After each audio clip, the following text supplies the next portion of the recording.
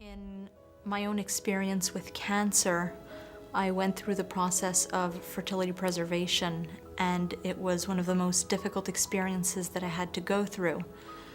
I'm the one who thought of asking the doctor, will I be able to have children? You haven't had kids yet, and for sure you want to have kids, like you want to pass on your name, you want to make your parents happy.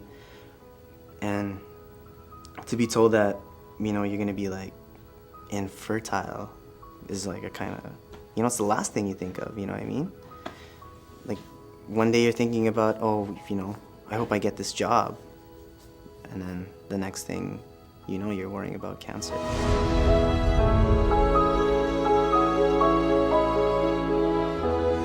One of the first things that my doctor went over with me when we started talking about treatment was the fact that I was going to be infertile after the chemotherapy, which was a huge shock to me. It never even occurred to me. I was like, what do you mean I'm not going to be able to have kids?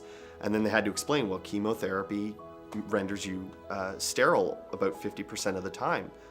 So I had to bank sperm, and once I did that, it was just a big question mark sort of hanging over.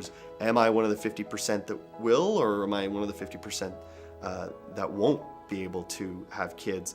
And being married at the time, and the fact that we were actually in the process of trying to have children, came as a huge blow to both of us, because not only were we going to have to delay having kids while I dealt with cancer, but there was a chance we weren't going to be able to have kids, period. My docs kind of framed it up for me that this is what your options were, and by that time I had known that if I had continued with treatment and had a bone marrow transplant, I would be sterile, like 99.9% or whatever the percentages are.